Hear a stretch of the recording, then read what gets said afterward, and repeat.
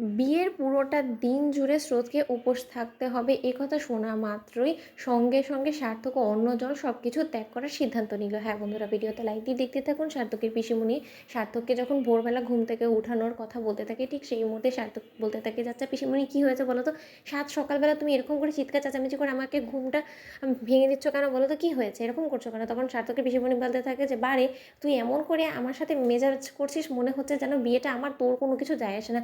তুই কি আমাদের বাড়ির নিমন্ত্রিত অতিথি নাকি রে? তুই জানিস না যে আজকে তোর বিয়ে, তাই অনেকটা আমাদের আচার অনুষ্ঠান পালন করার আছে, তার জন্য আমাদের সব কিছুতে তোকে লাগবে সর্বপ্রথম। তাই তুই কথা না বাড়িয়ে তুই এক্ষুনি ফ্রেশ হয়ে যা তো। তোর জন্য ওখানে দেখ গিয়ে স্রোত বেচারি খেটে মরছে, আর সেখানে কিনা তুই এক হলি রাজপুত্রের মতন যে কিনে ঘুমিয়ে আছিস। তুই জানিস আজকে তোর জন্য স্রোত তোর মঙ্গলের জন্য গোটা একটা দিন উপোস করে থাকবে, আর সেই জায়গায় তুই আমাদেরকে একটুখানি সহায়তা করে কি তুই আমাদেরকে উদ্ধার করতে পারিস না? এই কথা বলা মতো সার্থক বলে থাকে যে, কেন স্রোত আমার জন্য উপোস থাকতে যাবে কেন বলো তো, এটা আবার কোন নিয়মের মধ্যে আছে? এই কথা বলা মতো সার্থকের পিসিমণি বলতে থাকে যে, স্রোত যে এখন এই মুহূর্তে ব্যাগ গিয়ে ও বাড়িতে নিশ্চয়ই স্রোতের আইবুড়ো ভাতের অনুষ্ঠান শুরু হয়ে গেছে, এখন যে খাবে না তারপরে ওরও কিছুই খেতে পারবে না যতক্ষণ পর্যন্ত তোদের বিয়েটা হচ্ছে। তাই সেই নিয়ম মাফিক তোকেও খেতে হবে, আর তুইও এখনই আইবুড়ো ভাতটা খাবি, তারপরে তুই চাইলে খেতেই পারিস, তাতে কোনো কিছু যায় আসে না, কিন্তু বেচারিটাকে তো সারাদিন না খেয়ে থাকতে হবে। তাই অন্তত আর যাই হোক না কেন, আমাদের দিকে না তাকিয়ে হলো, অন্তত মেয়েটার দিকে তাকিয়ে হলো তুই এই নিয়ম আচার অনুষ্ঠানগুলো একটু পালন কর, দোহাই লাগে বাবা আমার। এই কথা বলা মাত্র সার্থক যখন আইবুড়ো ভাত খায়, ঠিক সেই মুহূর্তে সার্থক মনে মনে ঠিক করে ফেলে যে, না, যে করেই হোক না কারণ আমার জন্য যখন স্রোত এতটা কষ্ট করতে পারে, তাহলে অবশ্যই আমিও ওর জন্য এই কষ্টটা করব।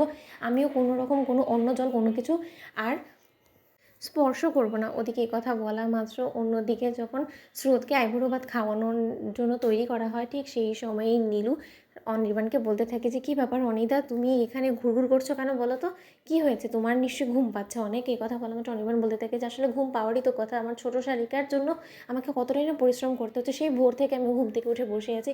আমি তো এটাই বুঝলাম না বৌমনি, যে এই আইবুড়ো ভাত খাওয়ানোর জন্য নাকি একটা লগ্ন আছে, এসব কী বলছো, আমার কিছুই মাথা ঢুকছে না। আমি বিয়ে করেছি, তা সত্ত্বেও তো সেরকম নিয়ম কোনো সময় আমি শুনিনি, বলো তো, এটা তোমাদের বাড়ির এইরকম আজব নিয়ম কেন বলো তো? তখন রায়ের বৌমনি বলতে থাকে যে, এটা আজব নিয়ম কী করে হলো, তুমি শোনোনি সেটা বলো। তখনই নীলু বলতে থাকে হাসি ঠাট্টার ছলে অনির্বাণকে অপমান করার উদ্দেশ্য নিয়ে যে, অনিদা তুমি দুবার বিয়ে করে ফেলেছো, তুমি দুটো বউ নিয়ে এক বাড়িতে থাকছো, তা সত্ত্বেও তুমি এই নিয়মটাই পালন করোনি, তাহলে তার জন্যই হয়তো বা তোমার বিয়েটা বারবার করেই ভেঙে যায়, কারণ নিয়ম কারণ তো তুমি কোনো কিছুটাই মানো না, কারণ আসলে তোমার মানার প্রয়োজনও মনে করো না তুমি, কারণ তোমার তো উদ্দেশ্য একটাই থাকে যে, প্রথমে একটা বিয়ে করলে, তারপরে সেটাকে ভালো লাগলো না ছেড়ে দিলে, তারপরে আরেকটা বিয়ে করলে সেটাকেও ভালো লাগলো না আরেকটাও তুমি করবে, সেরকম করে আসলে তুমি প্রতিটা টাইমে তোমার ভালোবাসার মানুষকে পরিবর্তন করে, তো তার জন্যই আসলে তোমার নিয়মকানুনে কোনোরকম কোনো বাড়ায়নি, কিন্তু আমাদের সকলের অবশ্যই নিয়মকানুন পালন করতে হয়। তো বন্ধুরা, ভিডিওটি ভালো লেগে থাকলে লাইক কমেন্ট শেয়ার করে সাবস্ক্রাইব করতে ভুলো না।